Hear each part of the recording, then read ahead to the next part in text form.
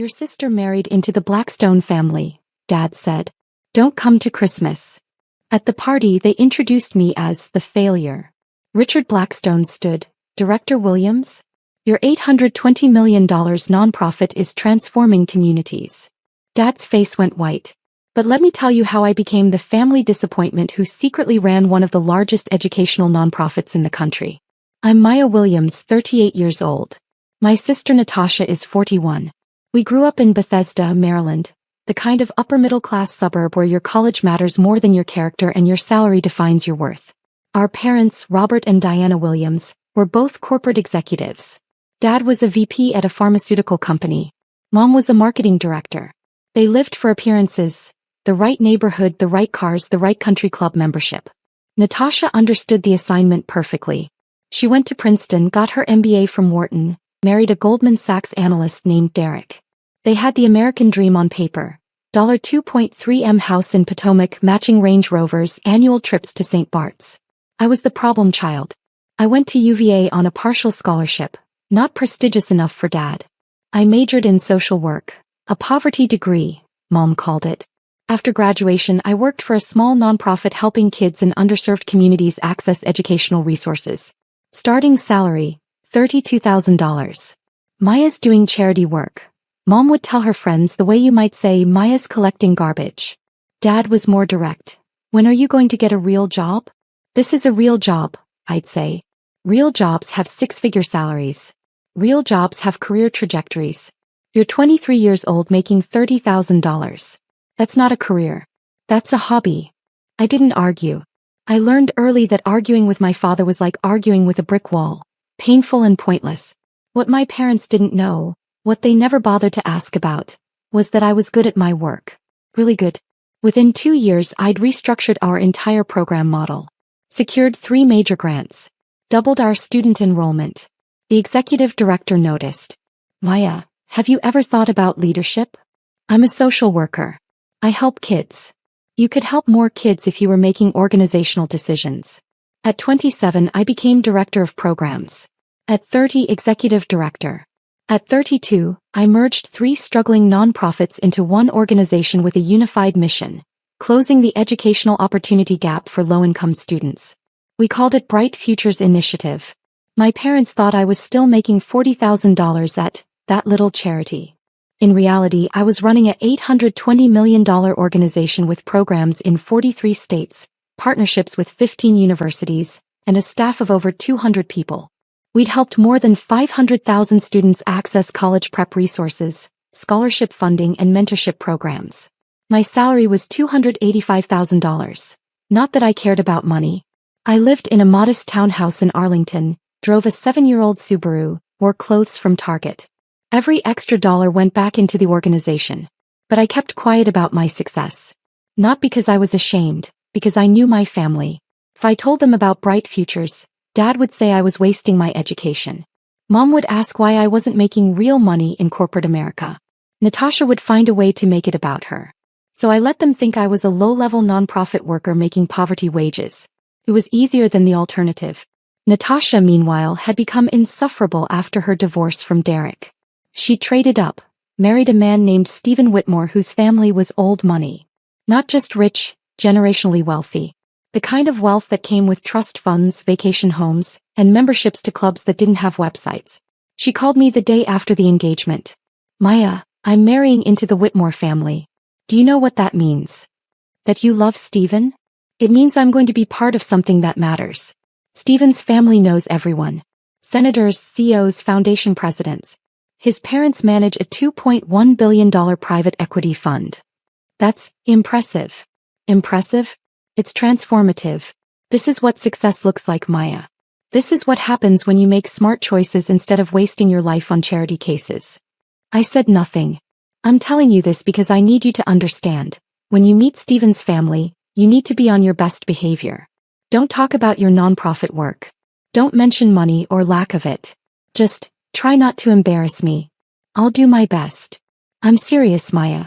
Stephen's parents are sophisticated people. They donate to real organizations, museums, hospitals, universities. Not little community groups. I can't have them thinking the Williams family is ordinary. The wedding was elegant, expensive, exclusive. I wore a dress from Macy's. Natasha wore custom Vera Wang. The reception was at a private estate with 200 guests who all looked like they'd stepped out of a yacht club catalog. I met Stephen's parents briefly. Richard and Patricia Blackstone. Silver-haired, impeccably dressed, the kind of people who radiate old money. Maya, lovely to meet you, Patricia said. Natasha mentioned you work in nonprofits? Yes, ma'am. Educational access. How noble, she said with a smile that didn't reach her eyes. We didn't speak again that night. Over the next 3 years, Natasha's identity became completely wrapped up in being a Blackstone. She joined boards, not because she cared about the causes, but because that's what Blackstone women do. She hosted fundraisers, attended galas, posted Instagram photos with captions like, "Grateful to give back," next to pictures of her in $5,000 gowns. She also talked about the Blackstone Foundation constantly. Stephen's parents manage $2.1 billion in investments, she'd say at family dinners. Their foundation gives away $50 million annually. Can you imagine having that kind of impact, Maya? I could imagine. I saw it every day. But I said nothing. Last month, Natasha called with an announcement. We're hosting Christmas at the Blackstone estate this year. The whole family, Stephen's parents, his sister, everyone. That sounds nice. It's not just nice, Maya. It's important. Richard and Patricia want to get to know our side of the family better. This is a big deal. I'm happy to come. There was a pause. Actually, I need to talk to you about that. About what? About you coming. She took a breath. Maya, I love you. But I need you to understand, Stephen's family is used to a certain level of success. They respect achievement, ambition, excellence. And you? What?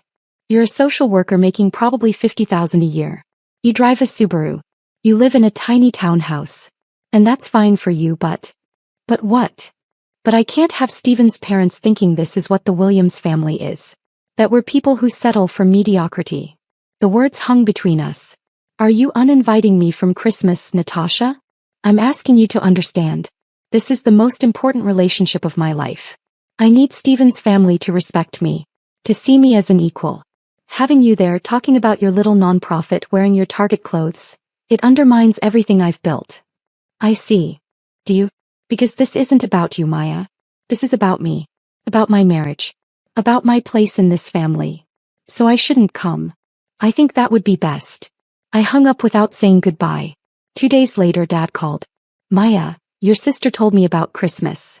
Did she? She's right, you know. The Blackstones are important people. This is a significant opportunity for our family to make connections, build relationships. We can't have you there being yourself. Being myself. You know what I mean. The nonprofit work, the modest lifestyle. It's admirable in its own way, but it's not impressive. The Blackstones donate to Harvard, to the Kennedy Center. They're not going to understand your little community programs. My little community programs. Maya, don't be difficult. You've made your choices. You've chosen a path that prioritizes feeling good over doing well. That's fine. But the rest of us have to live in the real world where perception matters. Is that all, Dad? I'm saying this because I care about you. Sometimes the most loving thing you can do is step aside. Let the successful members of the family shine without your situation casting a shadow. I hung up on him too. What my family didn't know, what they'd never bothered to ask about, was that the Blackstone Foundation was Bright Futures Initiative's second largest funder. We'd started working with them 4 years ago. Richard Blackstone had attended one of our program showcases, a student presentation where kids from our program talked about how educational access had changed their trajectories. He'd approached me afterward. Ms. Williams, I'm Richard Blackstone. What you've built here is extraordinary.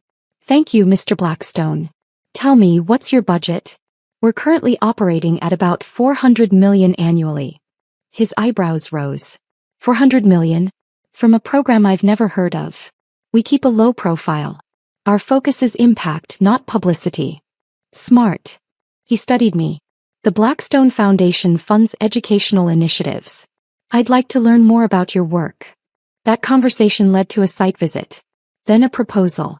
Then a $15 million grant. Over 4 years, the Blackstone Foundation had given Bright Futures $73 million. They'd connected us with other donors, opened doors to university partnerships, helped us scale programs that were transforming lives.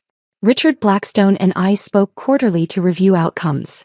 He told me repeatedly that Bright Futures was his foundation's highest impact investment. Patricia Blackstone served on our advisory board, though she attended meetings virtually and we'd never publicized her involvement per her request for privacy. When Natasha married Stephen, I'd wondered if I should mention the connection. Decided against it. My work didn't need to be currency in family politics. But after being uninvited from Christmas, something shifted. I wasn't angry. I was tired.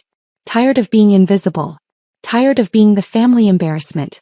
Tired of watching Natasha build an identity around money and connections while I actually did the work she pretended to care about. I called Richard Blackstone's office. His assistant put me through immediately. Maya, good to hear from you. I was just reviewing your Q4 impact report. The college enrollment numbers are remarkable. Thank you, Richard. I'm actually calling about something personal. Oh, I understand you're hosting Christmas this year. That my sister and her family will be there. Yes, Stephen mentioned his in-laws would join us. I'm looking forward to meeting them properly. I took a breath. Richard, I need to tell you something. Natasha is my sister. Stephen is my brother-in-law. Silence. Your sister, he repeated slowly. Natasha Whitmore is your sister. Yes. Does she know about your work? About Bright Futures? No. My family thinks I'm a low-level social worker making about $50,000 a year. Why would they think that? Because I've never corrected them. And they've never asked. More silence. Then, Maya, forgive me for being direct, but why are you telling me this now? Because Natasha uninvited me from Christmas. She said my presence would embarrass her in front of your family. That my little nonprofit and my modest lifestyle would make the Williams family look mediocre. I see. His voice had gone very quiet. And your parents? Agreed with her. Said I should step aside and let the successful family members shine. The successful family members, he repeated. The woman who runs an $820 million organization that we consider our foundation's highest impact investment is being excluded for not being successful enough. Yes. That's... He stopped. Maya, what do you want from me? Nothing. I just thought you should know that we're related. In case it comes up. In case it comes up, he said. Maya, would you like to come to Christmas? Richard, I don't want to create drama. You wouldn't be creating it. You'd be revealing it. There's a difference. He paused. Patricia and I would be honored to have you as our guest. The woman who's helped us deploy $73 million to change 500,000 lives deserves a seat at our table. Natasha will be furious. Natasha, he said carefully, needs to learn that success isn't about who you marry. It's about what you build. I arrived at the Blackstone estate on Christmas Eve at exactly 6 p.m. The house was stunning. A sprawling colonial on 20 acres in McLean, Virginia. Old money beautiful, not new money flashy. I wore a simple black dress, still Target, but it fit well and looked appropriate. I carried a bottle of wine and homemade cookies from my favorite bakery. A valet took my Subaru keys without judgment. Richard Blackstone opened the door himself. Why? Welcome. Richard. Thank you for having me. Thank you for coming. Patricia is eager to finally meet you in person. He led me into a living room decorated with understated elegance. Real tree, classic ornaments, nothing gaudy. About 15 people mingled with cocktails. I saw Natasha immediately. She was holding court near the fireplace, wearing a designer dress that probably cost more than my car. Stephen stood beside her looking polished and attentive. My parents were there too. Dad in his country club blazer, Mom in pearls and a forced smile. Natasha saw me. Her face went white then red. She crossed the room in 6 angry strides. What are you doing here? Richard invited me. Richard? Mr. Blackstone invited you? Why would he? She looked around frantically. You need to leave. No. Before his parents see you. I'm not leaving. Maya, I swear to God if you embarrass me. Natasha. Richard's voice cut through her panic. I invited your sister. She's welcome in my home. Natasha turned to him, forcing a smile. Mr. Blackstone, I'm so sorry. There's been a misunderstanding. Maya wasn't supposed to. There's no misunderstanding. Maya and I are colleagues. I wanted her here. Colleagues. Natasha's confusion was genuine. What do you mean colleagues? We work together. She runs the educational nonprofit my foundation funds. Natasha laughed nervously. No, Maya works for a small community group. She's a social worker. I'm executive director of Bright Futures Initiative, I said quietly. We're an $820 million organization operating in 43 states. The Blackstone Foundation has funded our work for 4 years. The color drained from her face. My father appeared at her elbow. What's going on? Dad, this is Richard Blackstone, Natasha said weakly. Stephen's father. Dad extended his hand, his sales smile in place. Robert Williams. Pleasure to finally meet you properly. I understand your foundation does remarkable work. We try, Richard said. Though we're only as effective as the organizations we fund. Like Bright Futures Initiative. Are you familiar with Maya's work? Dad's smile faltered. Maya's work. Your daughter's nonprofit. The one transforming educational access for 500,000 students. I think there's some confusion, Dad said. Maya works for a small nonprofit. Entry-level position. Entry-level, Richard repeated. Robert, your daughter is the executive director of one of the most effective educational nonprofits in the country. She's built an organization that serves more students than most state education departments. Mom had joined us now, sensing trouble. Mr. Blackstone, Maya is very dedicated to her charity work, but I think you might be confusing her with someone else. I'm not confused. Richard's voice was firm. I've worked with Maya for 4 years. I've visited her programs, reviewed her outcomes data, watched her present to our foundation board. She's brilliant, strategic, and has accomplished more before 40 than most executives do in a lifetime. The room had gone quiet. Everyone was watching. Natasha found her voice. That's impossible. Maya doesn't, she can't, she makes $50,000 a year. I make $285,000, I said calmly. Plus benefits. My organization's operating budget is $820 million. We've helped 500,000 students. We have partnerships with 15 universities and programs in 43 states. You're lying, Natasha whispered. I'm not. But you never said, you let us think. You never asked. You assumed I was a failure because I didn't work in corporate America. You assumed I was poor because I drive a Subaru. You never once asked about my actual work. Patricia Blackstone appeared beside her husband. Maya, so good to finally meet in person. Our advisory board meetings don't do you justice. Natasha's mouth fell open. Advisory board? Patricia serves on Bright Futures Advisory Board, I explained. Though we keep her involvement private per her preference. Mom made a small sound. Dad just stared. Stephen, who'd been silent until now, spoke up. Natasha, you told me Maya worked at a community center. I thought she did. You thought or you wanted to think? Patricia's voice was gentle but pointed. Did you ever ask her about her work? Visit her organization? Show interest in what she does? Silence. Maybe we should sit down, Richard suggested. Dinner will be ready soon. The dining room table sat 20. Richard directed me to a seat beside Patricia, near the head of the table. Natasha and Stephen were farther down. My parents were in the middle. It was a deliberate seating arrangement. A statement. During appetizers, Richard addressed the table. I want to thank everyone for joining us. Family is about more than blood. It's about recognizing and celebrating each other's achievements. Speaking of which, he turned to me. Maya, would you tell everyone about the new scholarship program you're launching? All eyes turned to me. I took a breath. We're launching a national scholarship fund for first-generation college students. Full-ride scholarships, tuition, room, board, books, stipend for living expenses. We're starting with 500 students annually and scaling to 2,000 within 5 years. What's the funding commitment? Asked a man I recognized as Stephen's uncle. $200 million over 10 years.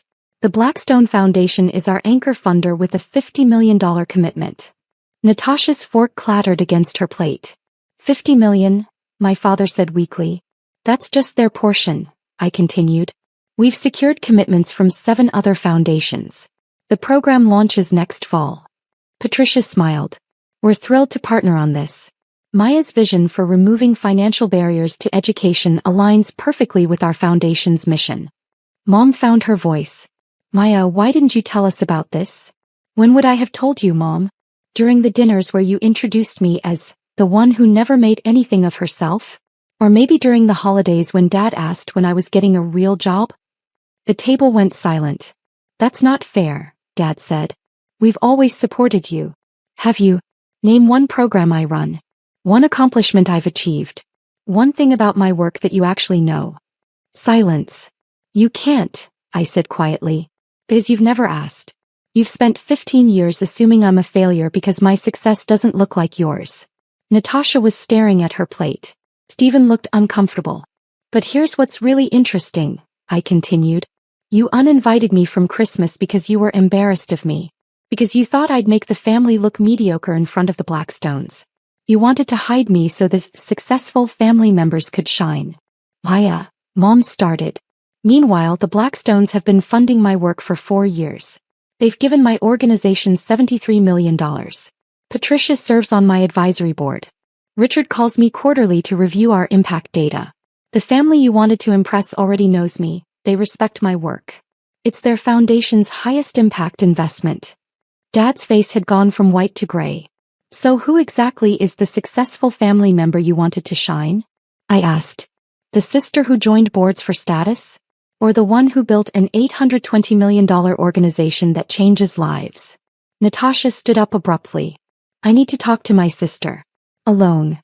Natasha, Stephen began. Alone. Richard gestured to a side room.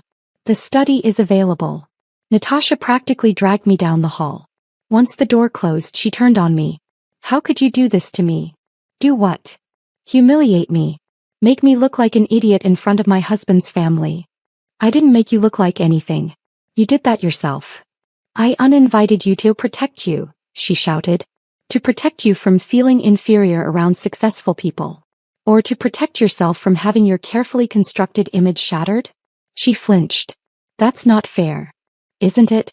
Natasha, you've spent 3 years building an identity around being a Blackstone.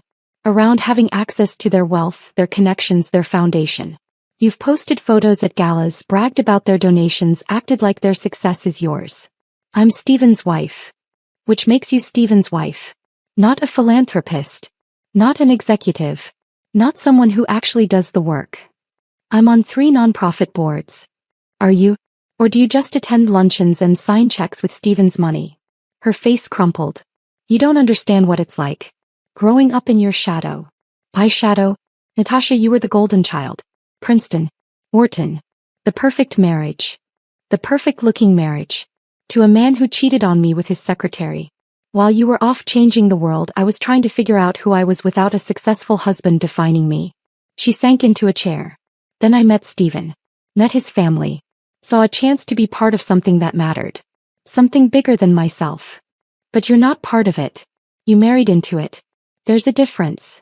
I know, she whispered. God, Maya, I know. But I didn't know how to be impressive on my own. How to matter without writing someone else's achievements. So I married the Blackstone name and told myself that was enough. And I was your cautionary tale. The sister who chose wrong. Who wasted her potential. I needed you to be that. Needed to believe that my choices were better than yours. She looked up at me. But they weren't, were they? You've been doing actual good while I've been pretending. You've built something real while I've been playing dress up at galas. Natasha. How much do you make? What? Your salary.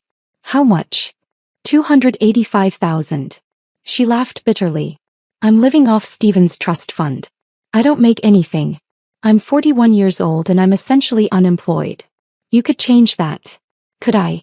What am I qualified to do, Maya? I have an MBA I haven't used in 10 years. Board memberships I only have because I'm a Blackstone. No actual skills, no real experience. I'm a professional wife. That's not true. It is. She stood up. And the worst part? I could have been asking you for advice this whole time. Learning from you. But I was too busy pretending you were the failure. The door opened. Stephen stood there. Everything okay? No, Natasha said. But it will be. We returned to the dining room. The main course had been served. People were making careful small talk. Natasha stopped at the head of the table. Can I say something? Richard nodded. I need to apologize. To Maya primarily, but to everyone here. He took a breath. I uninvited my sister from Christmas because I was embarrassed of her. I told her she'd make our family look mediocre. That her work, her little nonprofit, wasn't impressive enough for this crowd. Stephen was watching her carefully. I did this because I've built my entire identity around being a Blackstone. Around access to this family's wealth and success. And I needed Maya to be less than me so I could feel successful. Her voice broke. But she's not less than me. She's extraordinary. And I've been too insecure to see it. Mom was crying. Dad looked like he might be sick. Maya has spent 15 years building something that matters while I've spent 15 years pretending to matter. She's helped 500,000 students while I've attended luncheons. She's earned respect while I've married into it. Natasha looked at me. I'm sorry. For everything. For making you small so I could feel big. For never asking about your work. For being too threatened by your success to celebrate it. I didn't know what to say. Patricia spoke into the silence. Natasha, it takes courage to acknowledge our insecurities. Even more to admit them publicly. I don't feel courageous. I feel ashamed. Shame can be productive, Patricia said gently. If it motivates change. Natasha nodded. Sat down. Stephen took her hand. My father cleared his throat. Maya, I owe you an apology too. Your mother and I have failed you as parents. We've measured success by salary and status instead of impact. We've dismissed your work without understanding it. That was wrong. Very wrong, Mom added, wiping her eyes. Sweetheart, we're so sorry. Are you? I asked quietly. Or are you sorry that you looked foolish in front of the Blackstones? Dad flinched. That's fair. Because if you're only apologizing because you got caught, that's not an apology. That's damage control. No, Dad said. You're right. We've been terrible. Dismissive. We've treated your life's work like it's a hobby. We've compared you to Natasha's corporate jobs and found you wanting. We never bothered to learn what you actually do. Why not? He thought about it. Because it was easier to assume you were struggling than to confront our own narrow definition of success. What does your organization do? Mom asked suddenly. Actually I want to understand. So I told them. I told them about Maria, who grew up in poverty in rural Virginia and is now a doctor because Bright Futures helped her access AP classes and college prep resources. I told them about David, whose single mother worked 3 jobs and couldn't afford SAT tutoring. We provided it free. He's at MIT now. I told them about our college success coaches who help first-generation students navigate financial aid, about our scholarship programs, about partnerships that provide free textbooks and laptops. I told them about the 500,000 students whose lives had changed because we believed education should be accessible regardless of zip code or income. By the time I finished, Mom was crying again. Dad looked stricken. $820 million, he said quietly. You're responsible for $820 million. I'm responsible for 500,000 students. The money is just the tool. Richard raised his glass. To Maya Williams, who understands that true success is measured in lives changed, not dollars accumulated. Everyone raised their glasses, except Natasha, who was staring at her plate. Natasha, Stephen said gently. She looked up, raised her glass. To my sister, who's everything I pretended to be. After dinner, Patricia pulled me aside. Walk with me. We went to the conservatory, a beautiful glass room full of plants and comfortable seating. You handled that with remarkable grace, she said. Did I? I feel like I dropped a bomb. You revealed the truth. The bomb was already there, you just made it visible. She settled into a chair. Richard and I have been concerned about Natasha. Concerned how? She joined our foundation's gala committee last year. We were pleased, thought she genuinely cared about our work. But over time, we realized she was more interested in the social aspects than the actual mission. She never asked about outcomes, never engaged with the substance. Just wanted her photo taken with donors. That sounds like Natasha. We've seen it before. People who marry into philanthropic families but never do the work. They attend events, serve on boards, put their names on donor walls. But they don't understand what we do or why it matters. She's trying, I offered. Is she? Or is she trying to maintain her image? Patricia studied me. Maya, can I be frank? Of course. Natasha reminds me of who I was at her age.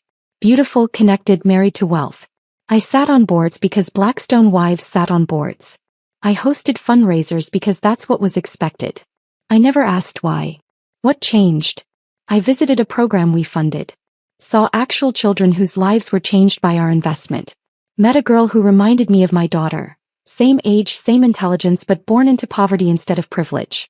That girl changed my perspective. What happened to her? She graduated from Yale. She's a pediatrician now. Works in underserved communities. Patricia smiled.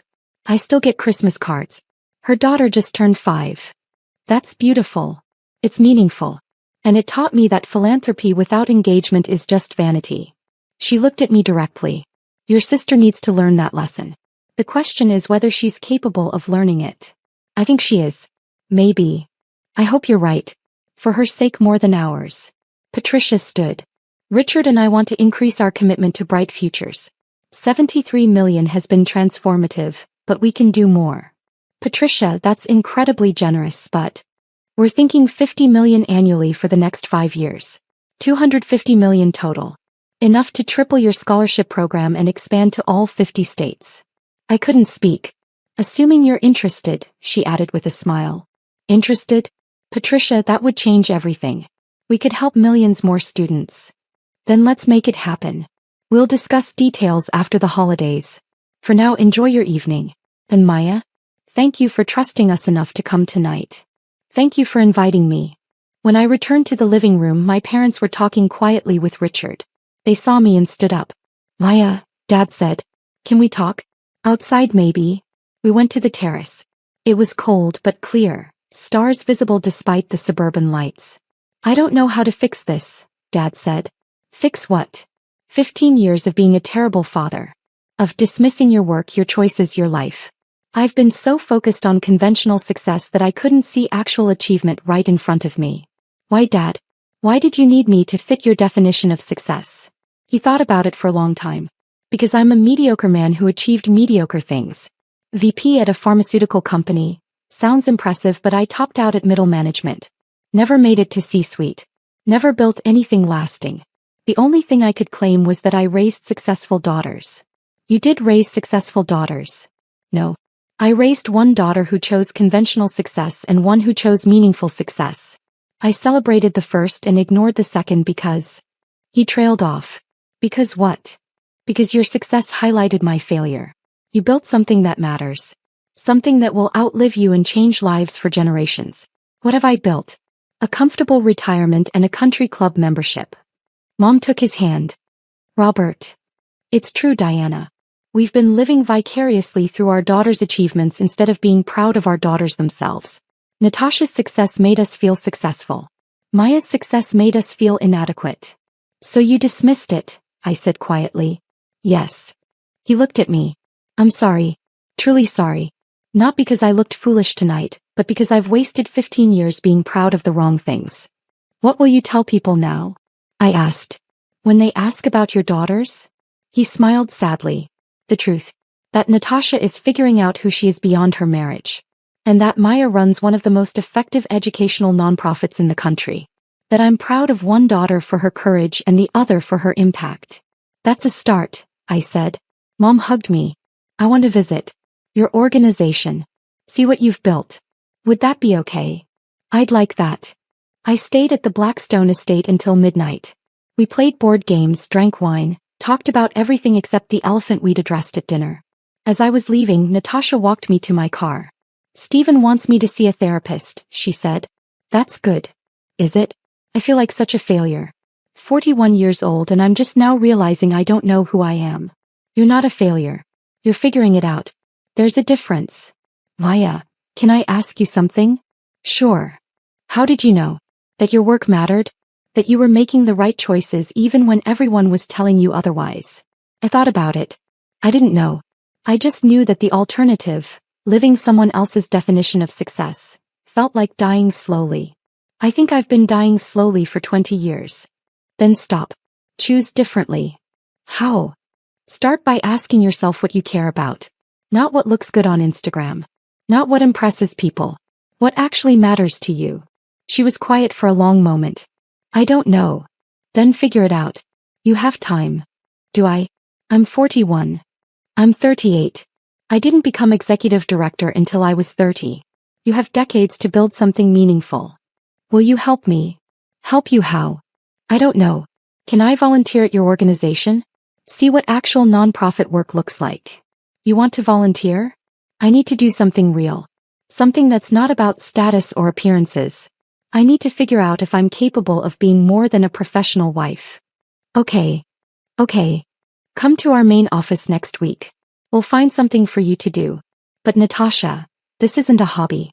If you commit to this, you actually have to show up and do the work. I will. I promise. He hugged me, the first real hug we'd shared in years.